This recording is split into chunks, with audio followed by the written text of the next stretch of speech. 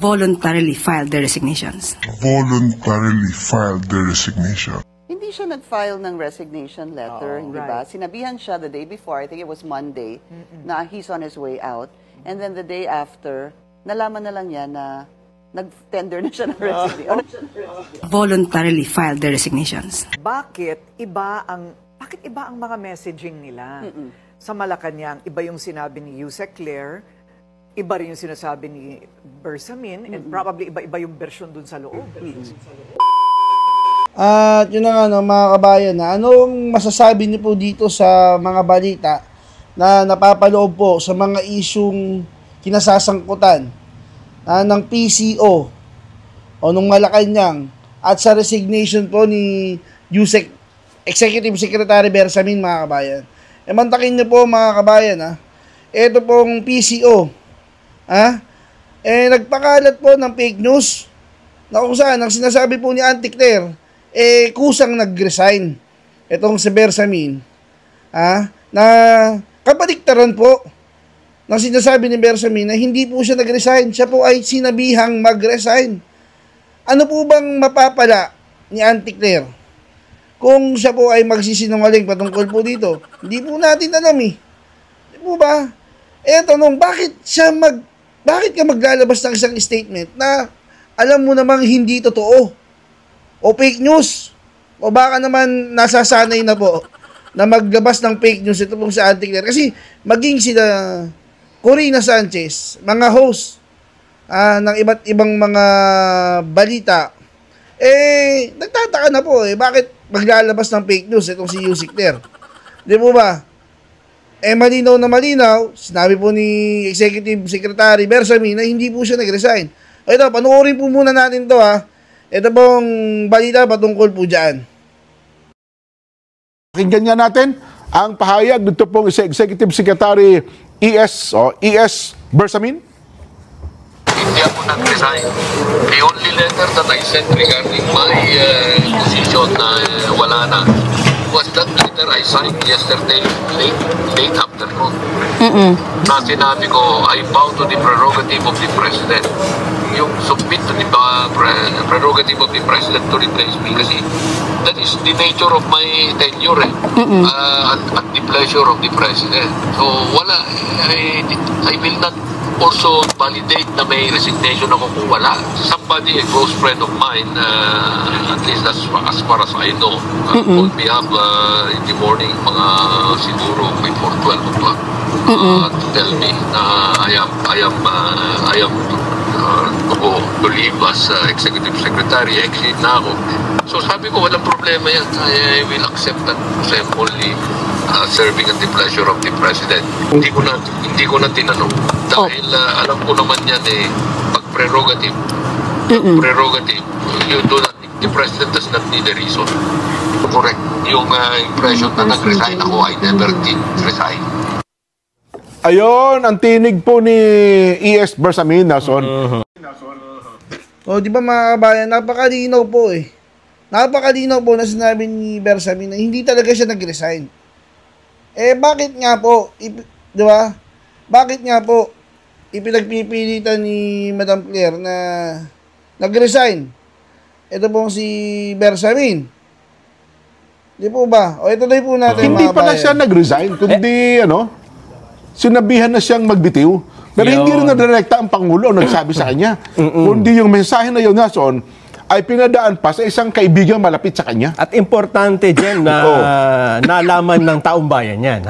Ayun, Kasi tama yan nga ka. po ang isa sa hinihingi natin, transparency. Ang ibig sabihin natin dito, kung ano talaga yung nangyayari, wag nang sana'y paikot-ikutin pa. Di ba? Ayun, sabihin nyo kung pagbibitiwin na po namin, aalisin na po namin wala pang resignation, sinabi mo nag-resign Diba? Totoo. Hindi, tsaka yun alam mo, ang executive secretary, sa lahat ng posisyon ng gobyerno, sa lahat ng gabinete, Nason, iba yan. Ano yan kumbaga, trust and confidence sa mga cabinet secretary, pero kumbaga, higher level ng trust and confidence yan kasi correct. ang executive secretary po, ang tawag dyan Little President General, di ba?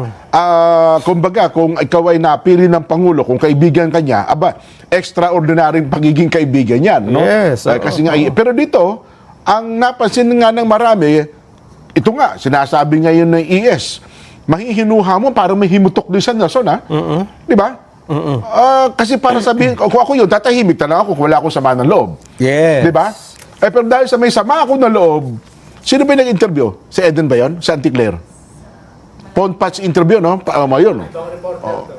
Para Full of reporters ata yun, ini-interview siya na doon nagsalita. Yes. Ito pong CES Bersamin. Kung ako ang Pangulong Bongbong, sapagkat, teka lang, executive secretary ko yan eh. Di ba? Ako na magsasabi para hindi na na-edit, hindi na nagbabago, kung ano-ano ang gusto sabihin, ako na mismo magsasabi. Totoo. Ba't kaya hindi ginawa ng Pangulong Bongbong yan? Nelson, ano? Hindi natin malaman. Kasi baka naunahan nung... Minsan kasi may naunahan eh. Nasabi na nag-resign eh. Diba? Hindi, kasi kahapon ang balita natin, nag-resign. Parang yung willingness niya na pag-resign kasi nga, parang nadawit po ang pangalan ko eh. Yung una. Yung una yung statement. Nadawit po yung pangalan ng aking anak, tsaka ni-name drop po yung pangalan ko. Yes. Si Secretary Amina Pangandaman ganun din ang puntos di ba?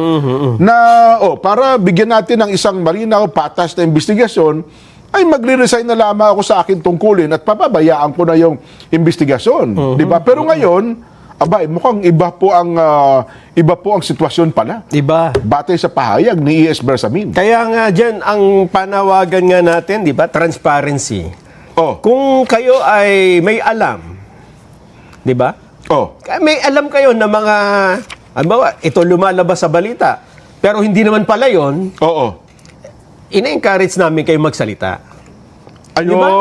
Para sa ikalilinaw ng mga pangyayari sa bayan, para sa tamang pagdedesisyon ng mga kinaukulan. Diba? So, hindi dapat manahimik lang. Hindi dapat manahimik. Hindi pa pwedeng nagmamasid ka lang ngayon, Jen. Kailangan pag nakita mo, teka, mukhang mali na yung sinasabi, mukhang hindi ganyan ang totoong nangyari, magsalita ka. Mukhang nalilihis sa katotohanan na. Di ba? Parang ganun ang sitwasyon eh.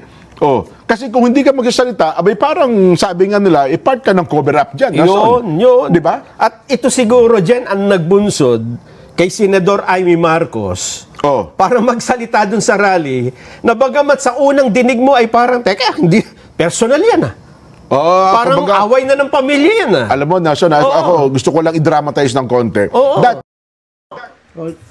Di ba? Tapos na po tayo doon sa issue ng ng kay Bersamin, kaya hinto ko na po mga kabayan. Pero di po ba, na sasabihin ng gobyerno, transparent po sila.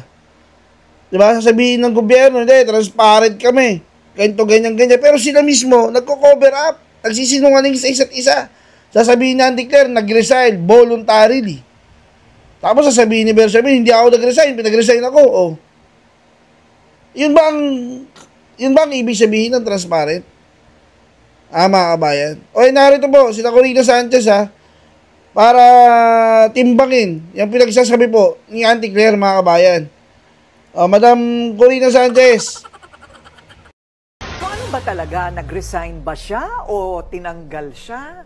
Tinanggal, malinaw, Si ES Bersamin, Yes. At least from his end. Kasi sabi niya, hindi siya nag-file ng resignation letter, di ba? Sinabihan siya the day before, I think it was Monday, na he's on his way out. And then the day after, nalaman na lang niya na nag-tender na siya ng resignation. Di ba? Pati po sila Pinky Lacson, Pinky Lacson. Si Pinky Web. Nakatatawa doon sa nangyari, na mismo si Bersamin nagulat. Sinasabi po ni Auntie Claire na resign na siya, kaya hindi naman siya nag-resign. Diba? Kahit si Corina at si Pinky, alam po nila na talagang nagpakalat po ng fake news ito pong si Auntie Claire, mga kabayan. Legit na legit fake news po talaga. Misinformation, disinformation po ang pinakalat ni Auntie Claire. Tapos may lakas ng loob po siya magsasabi sa mga vloggers na vloggers daw po ang pasimuno ng fake news. Siya nga po ang pasimuno ng fake news Ang tawag nga po sa kanya ng iba fake news peddler yan na po yung isa sa mga patunay. Sasabihin niya nag-resign voluntarily si Bersamin, pero ang totoo hindi naman po pala. Di ba? Tuloy po. Sign na siya. Oo, out of courtesy, out of delicadeza. Delicadeza, So ang tanong, bakit nauna pang malaman ng Bilyonaryo Channel na siya ay papalitan? Matagal ng ano. May ugong na kasi Nire-report dati yun pa. ng BNC. Ang tanong ko lang doon, Pinky Willard, bakit iba ang mga messaging nila? Sa Malacanang, iba yung sinabi ni Yusek Claire, iba rin yung sinasabi ni Bersamin, and probably iba-iba yung version dun sa loob. Oh, di ba? Oh, di ba? Iba yung sinasabi ni Yusek Claire, iba yung sinasabi ni Bersamin. Nagkakagulo na po ang palasyo eh. Ayan po ang katunayan na ang palasyo po ay nagpapanik na. Hindi na po mahawakan ng maayos. Yung namiminuno po dyan, siguro, di ba? Mukhang, batak na naman po siguro. Hindi po makapag-desisyon. Sipin mo, ikaw ang namiminuno dyan sa palasyo. Yung mga tauhan mo, iba-ibang sinasabi. Di ba? Mga tauhan mo, iba-iba yung sinasabi. Sir, hindi ka ba naaalarma niyan? Kailangan isa lang ang kwento para Pero credible. malinaw. Dapat isa lang yung Viber group chat. Oo. Hiwa-hiwalay pa Dapat kasi. lahat sila nandun. Oo, kasi kapag nagagalit ang isa mong close-in, Yeah. delikado. Hindi ba? Sabi niya, wala siyang sama ng loob sa presidente, pero parang may sama siya ng loob doon sa nangyari. Parang ganon. So tama naman yung sinabi mo, he was ES for 3 years, right? And you wouldn't want somebody who worked with you for 3 years na sumama ang loob. Oo, kasi sasabihin, credible yan. Kasi malapit sa'yo. Kung hindi mo hahawakan ng maayos, pwedeng kung ano-ano ang sabihin. Saka hindi basta-bastang posisyon di ba? Little President, supposedly yun ang pinaka-close mong cabinet member. I think that's one of the worst, yung you're the last to know. Yeah. Di ba? Yeah. Oo, mahirap yun. Pero sana may puntahan naman siya na basta himik po ang buhay in the private sector. I can assure you, E.S. Bers. Di ba mga kabayan? Yan na po siguro ang ang isang matinding pruweba na ang palasyo po ay nagkakagulo na. Hindi na po nila alam kung sino po ang magsasalita. Hindi na po nila alam kung ano po yung magiging daloy ng kanilang script.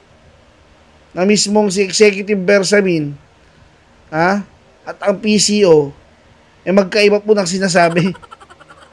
Diba? Hanggang dyan na lang po mga kabayan. Ano po sa tingin ninyo? Comment nyo nga po yan sa baba at huwag nyo pong kalimutang mag-hit ng like at subscribe button. Hanggang sa muli. Paalam.